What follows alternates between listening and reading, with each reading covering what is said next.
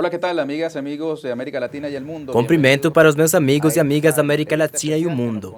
Bem-vindos à nossa entrevista especial desde São Paulo, com o ex-presidente do Brasil, Luiz Inácio Lula da Silva. Muito obrigado por nos receber. Prazer, Ernesto. Alegria falar contigo. Bueno, y para Telesur también. Também é uma honra para a Telesur ter esta conversa com o senhor. Presidente, gracias por hacer un alto en sus ocupaciones. Muito obrigado por seu tempo nesse momento tão importante para o Brasil.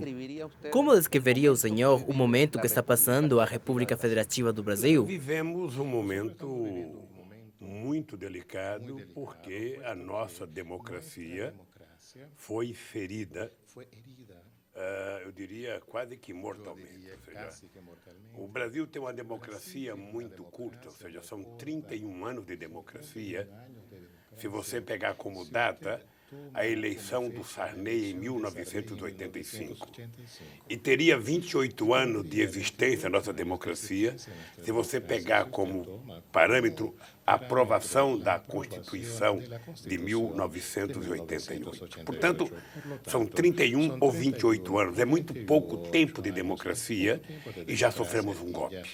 Ou seja, o que aconteceu no Brasil foi uma violência contra a democracia, uma violência contra os direitos elementares da democracia no mundo, porque uma maioria conservadora resolveu sacar uma presidenta do seu mandato porque não gosta da presidenta, porque não há nenhum crime, nenhuma acusação provada ou legal contra a presidenta Dilma. E não é o mesmo, presidente, que ocorreu. Isso não foi o mesmo que aconteceu quando o senhor reclamou nas ruas para conseguir o afastamento de Fernando Collor de Mello? Tinha acusação. Veja, teve acusação provada, teve o problema de um carro, uma marca de carro, que era na época um Elba, acho que era da Fiat, que mostrava pelo menos um ato ilegal. As outras coisas no Congresso Nacional, no Supremo Tribunal Federal, não foram provadas. O Supremo Tribunal Federal parece que inocentou o Collor.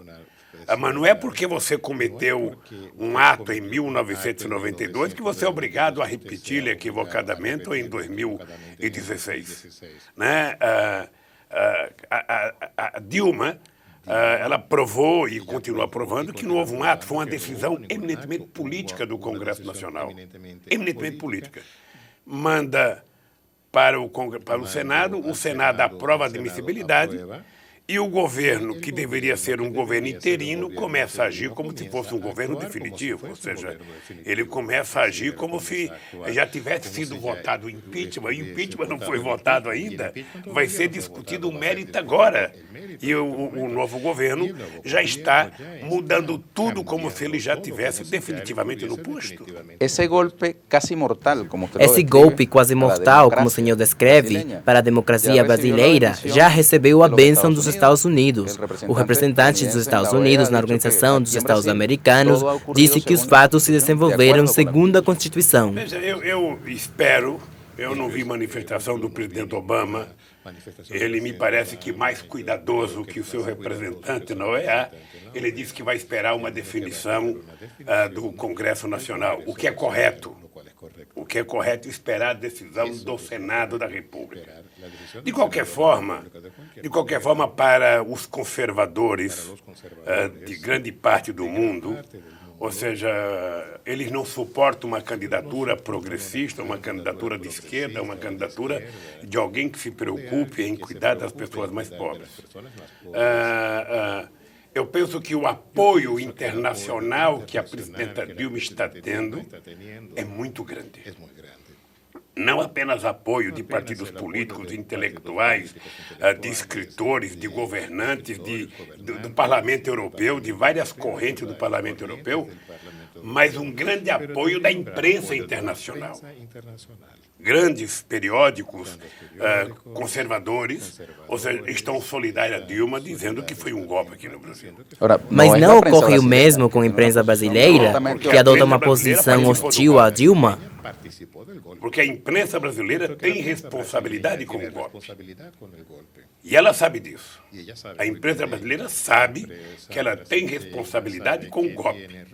Ou seja, chegou-se a um momento em que a imprensa brasileira era unanimidade. Unanimidade contra a Dilma.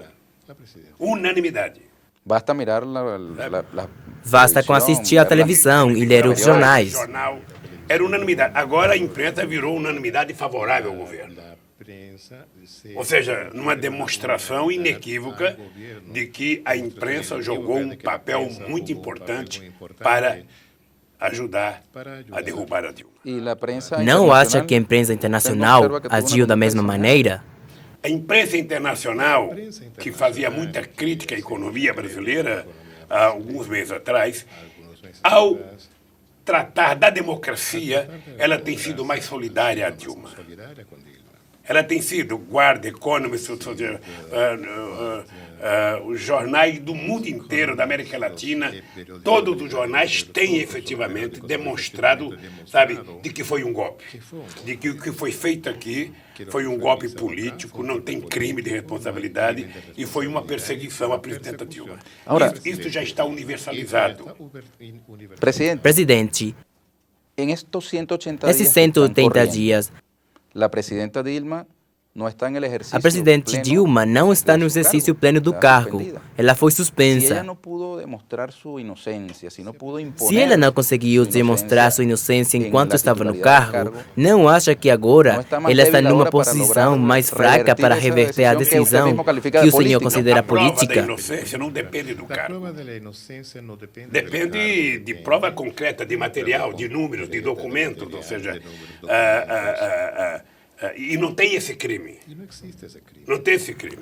Mas não é um fato político consumado que a maioria política decidiu afastar a Dilma? A Câmara tomou uma atitude vingativa, porque tem uma comissão de ética que ia se reunir, iria puni-lo.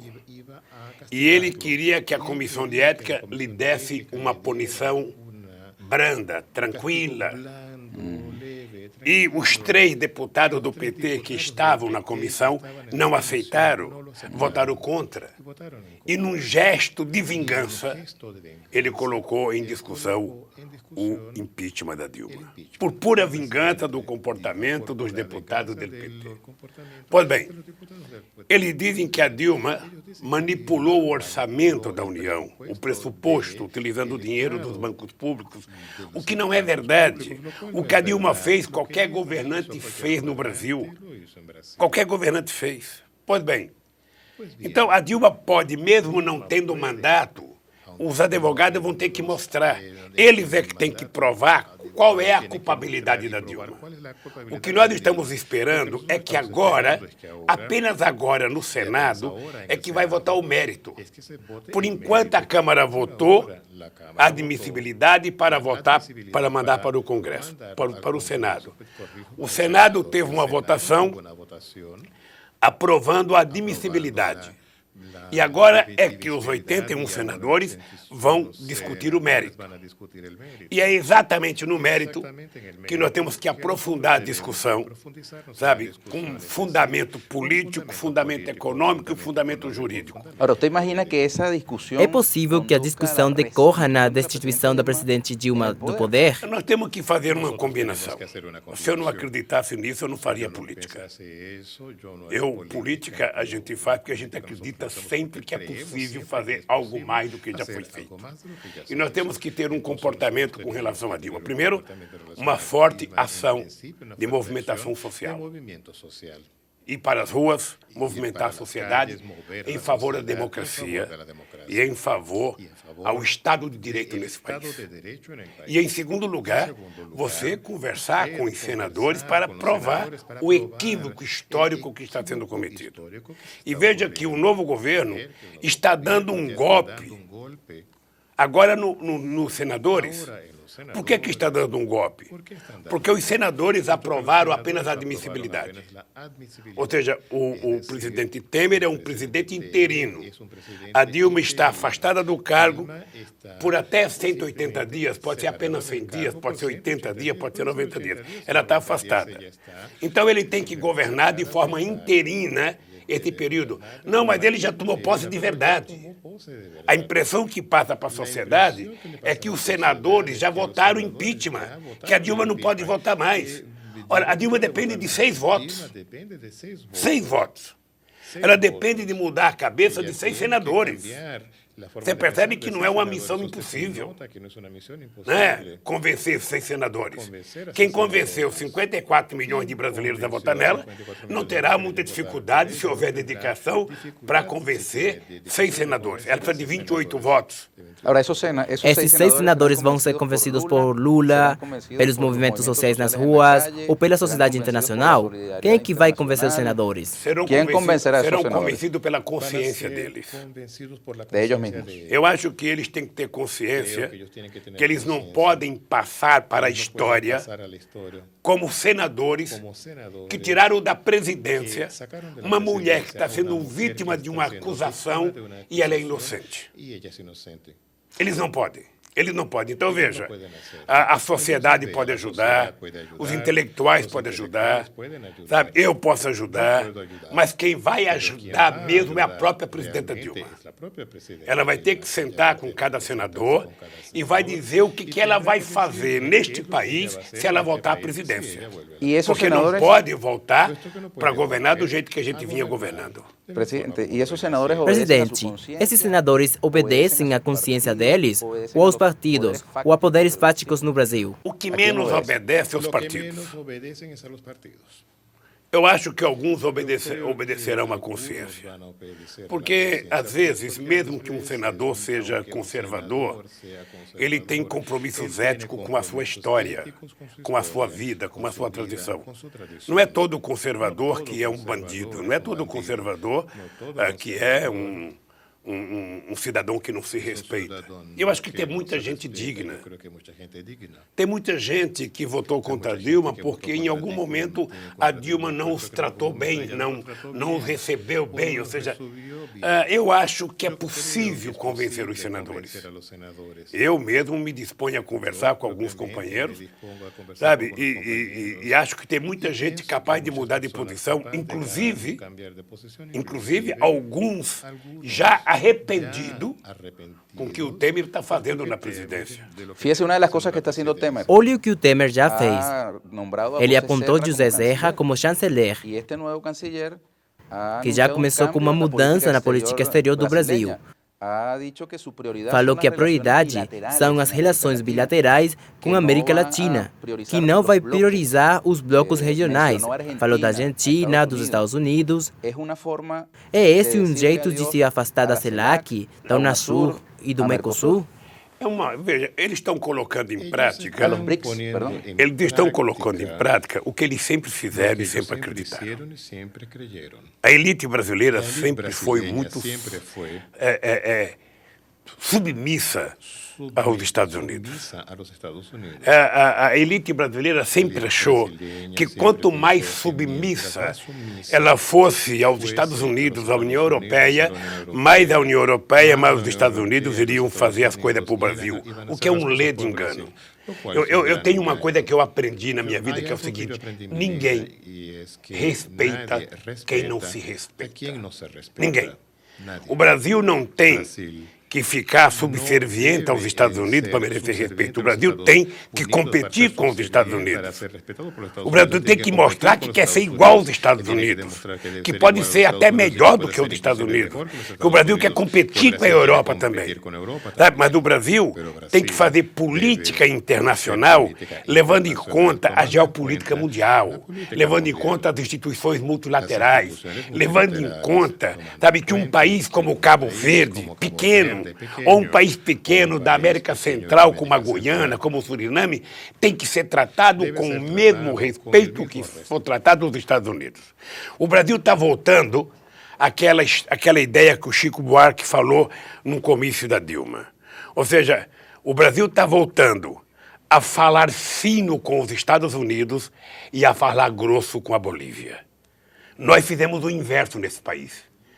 Nós não falamos fino com os Estados Unidos, nem falamos grosso com a Venezuela. Falamos igual para todo mundo. Sim. Então, o que eu acho é que o discurso feito pelo ministro da Serra é um discurso da elite brasileira equivocado, de quem não gosta de pobre, de quem não gosta de negro, de quem não gosta, sabe, de tratar os do andar de baixo em igualdade de condições. Sabe, é uma visão eminentemente economicista da política internacional. E política internacional não é comércio. Comércio é um item.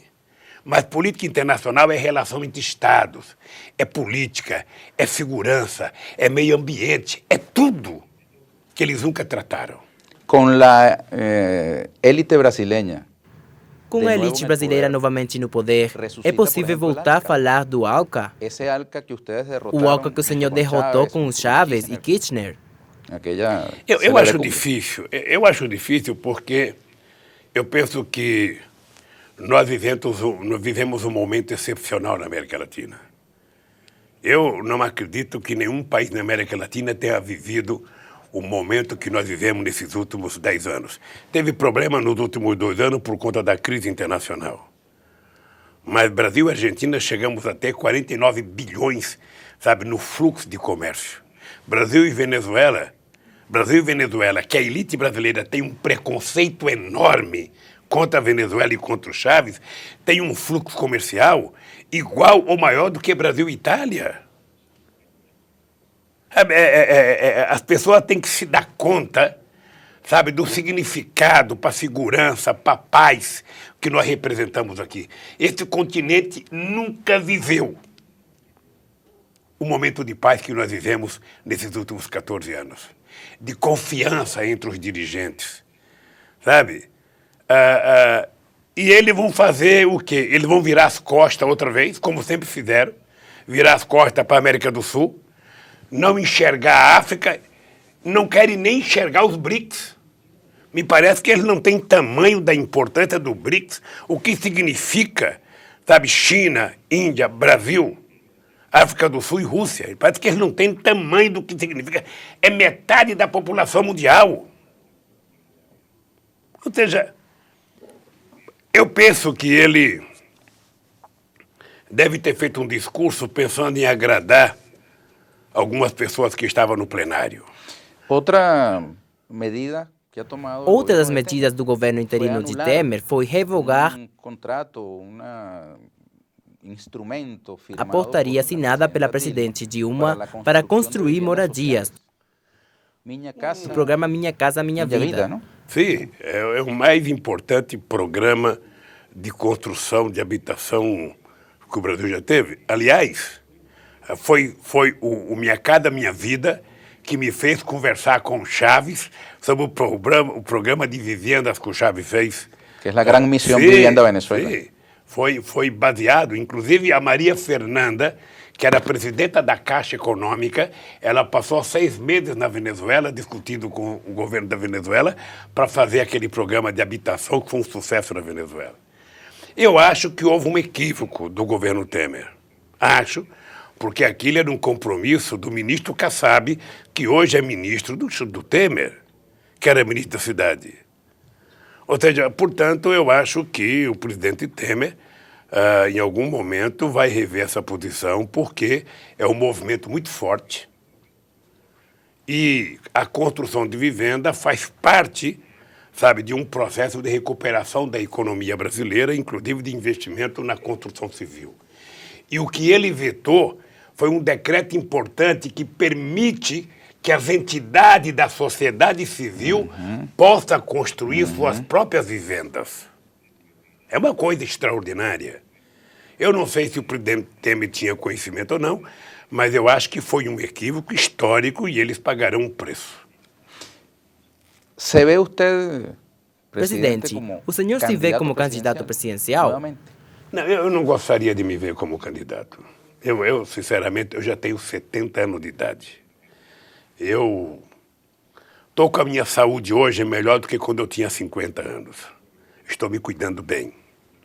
Mas eu trabalho com a ideia que a gente possa construir a possibilidade de ter uma outra candidatura, de ter uma pessoa mais nova, de ter alguém que não foi presidente. Eu já fui presidente, eu não preciso ser presidente outra vez. As sondagens são favoráveis com o senhor. A única possibilidade que tem de eu votar é evitar a destruição das políticas de inclusão social que nós fizemos nesse país.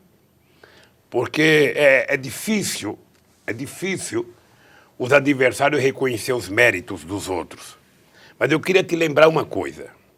Em 2010, quando a Dilma foi candidata a presidente, não teve um político nesse país, um político, que tivesse coragem de falar mal do governo Lula. Até o adversário da Dilma começou a campanha dele na televisão colocando uma fotografia minha e dizendo que era meu amigo. Então, isso é resultado de uma política de inclusão social, a mais importante já feita na história desse país. A mais importante, em apenas 8 anos, e depois com mais 4 anos da Dilma, nós fizemos coisas que eram impensáveis de ser feitas nesse país. Ou seja, você elevar 40 milhões de pessoas a um padrão de classe média. Você tirar 30 milhões de pessoas da extrema pobreza. Só para você ter ideia, só para a reforma agrária foram 52 milhões de hectares de terra. É 53% de tudo que foi distribuído em 500 anos na história desse país. Em 12 anos, nós colocamos mais gente na universidade do que eles no século. Em 12 anos, nós fizemos mais escolas técnicas do que eles em 100 anos. Presidente, e onde estão todos esses milhões de beneficiários dessas políticas? Onde estão esses bilhões de beneficiários dessas políticas? Por que eles não têm maior presença nas ruas contra o golpe? Eles vão. Veja, deixa eu te falar. Eu aprendi que você nunca deve fazer política esperando o agradecimento midiático. Leva um tempo. Leva um tempo para as pessoas descobrirem o que aconteceu. Essas pessoas que são beneficiárias foram as pessoas que elegeram a Dilma. Foram as pessoas que elegeram a Dilma em 2010 e 2014. Foram as pessoas que me elegeram. Então, essa gente está por aí. Ela pode estar descontente no primeiro momento, porque... Pela crise econômica, por exemplo? O segundo mandato teve equívocos. Né? Nós ganhamos com o discurso e colocamos em prática, sabe, uma política econômica que não era do discurso da eleição. Isso magoou muito nossa gente e a Dilma sabe disso. A presidenta sabe disso. Os movimentos sociais criticaram fortemente isso, certo? Então, essa gente agora começa a ir para a rua para garantir a democracia.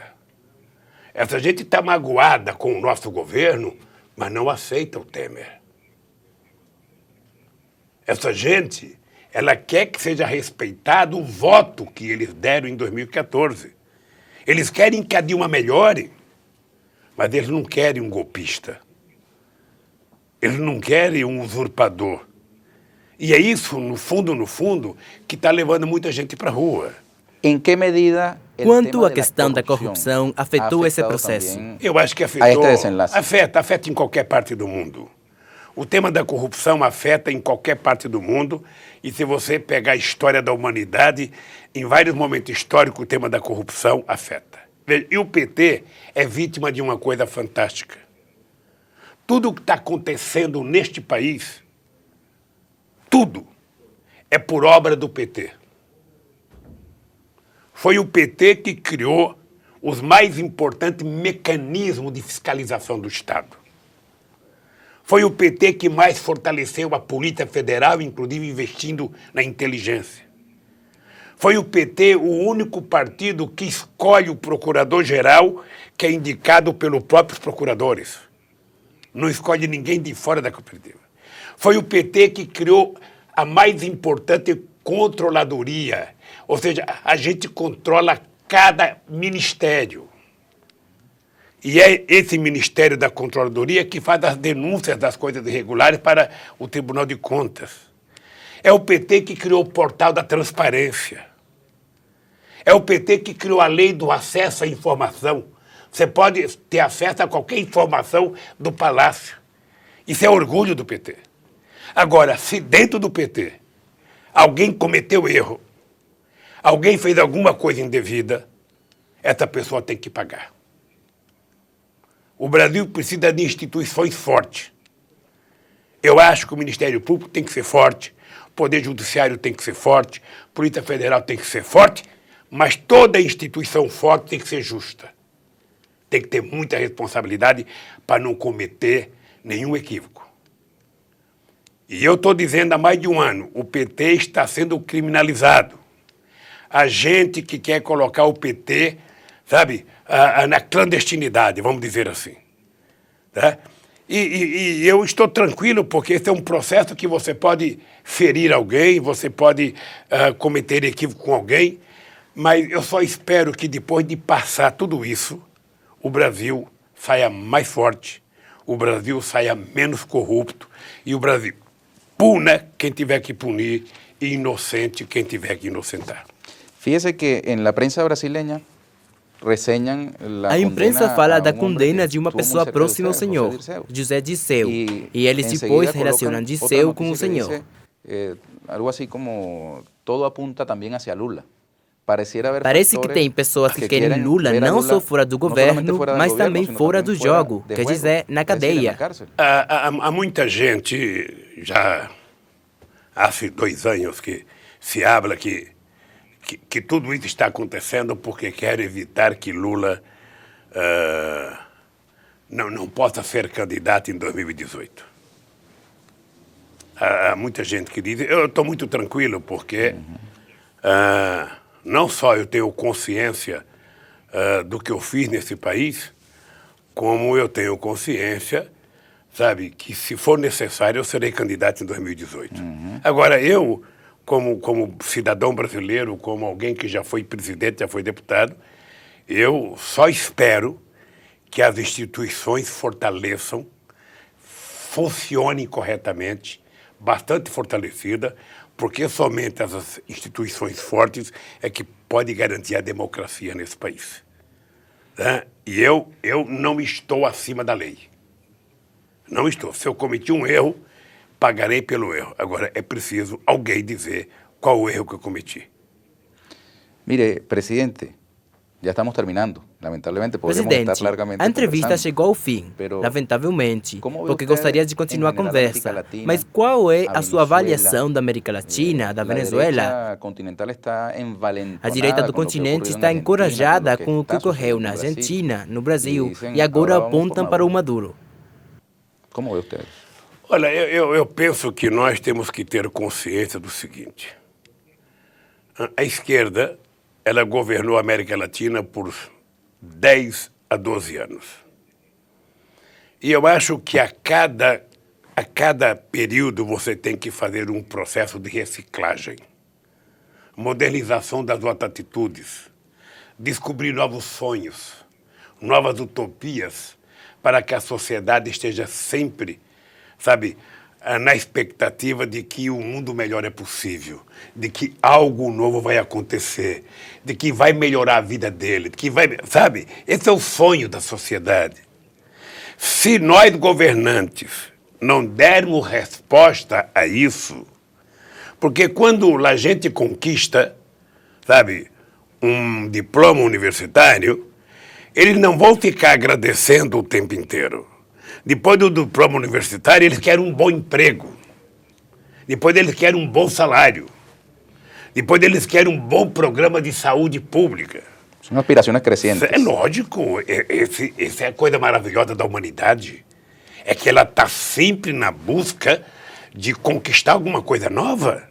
Você imagina se não fosse isso, se o mundo tivesse parado no século XIX. Ou seja, é essa coisa que faz a sociedade andar, caminhar, sonhar. E, sobretudo, agora com a internet, né? Ou seja, é uma revolução de comportamento do ser humano que a minha geração não conheceu no século XX.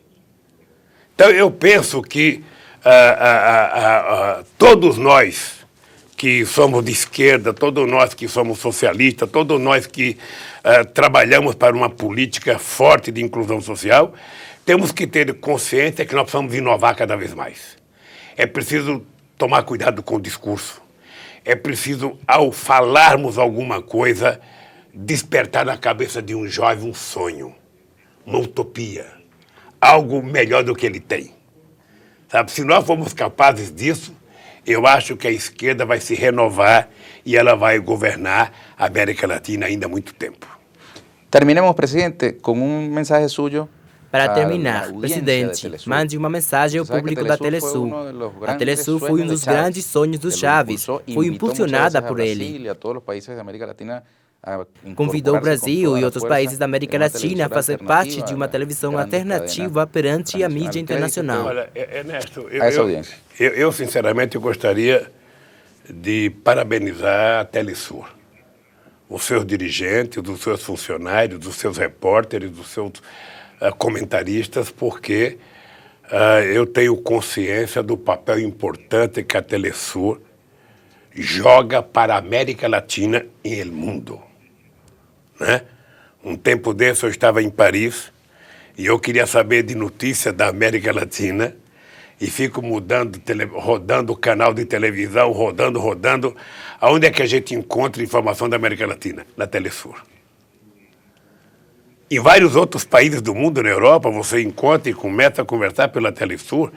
É a Telesur que está tendo uma cobertura extraordinária, falando a nossa língua, falando as coisas que nós queremos ouvir. Portanto, eu quero dar os parabéns ao companheiro da Telesur e espero que a Telesur sirva de exemplo para outras pessoas que chegarem ao governo, possa construir, sabe, instrumento de comunicação como a Venezuela construiu. Aqui no Brasil nós fizemos a TV Brasil. Agora mesmo estamos numa briga porque o novo, sabe, mandatário interino, sabe, acaba de dispensar o presidente da empresa de televisão que tem mandato de 4 anos e foi mandado embora, agora foi para a justiça para ver se consegue continuar na direção da TV Brasil. Portanto, parabéns. Eu acho que a Telesur hoje é um exemplo e que é possível se ter um meio de comunicação para não permitir que a sociedade só ouça e só veja os inimigos. Uma pergunta adicional. Mais uma pergunta, presidente. Rapidito. Temer. O Temer. Até quando? 2 anos? Eu acho que até o impeachment. Eu acho que até a gente resolver esse problema no Senado. Eu estou otimista, mas acho que muita coisa pode acontecer. Acho que o Brasil pode fazer uma campanha forte e nós poderemos ter uma briga muito séria no Brasil por um plebiscito que convoque uma reforma política que possa antecipar o processo eleitoral. Ou seja, tem muita coisa que vai acontecer daqui para frente. Muita coisa. E a sociedade brasileira está acordada. E quem está lá agora, de forma interina, se comportando como se tudo já tivesse terminado, precisa ficar muito atento, porque o povo brasileiro, sabe, está muito atento e está disposto a lutar para não permitir que pessoas que não foram eleitas governem o país. Muchas gracias, presidente. Muito obrigado, senhor presidente. Muito sucesso. Amigas, amigos, muchísimas gracias por habernos acompañado. Nos despedimos desde Sao Paulo, na República Federativa. E muito obrigado a vocês, amigos, por estar com a gente. A gente se despede desde São Paulo, na República Federativa do Brasil. Ignacio Lula da Silva. Hasta una próxima oportunidad.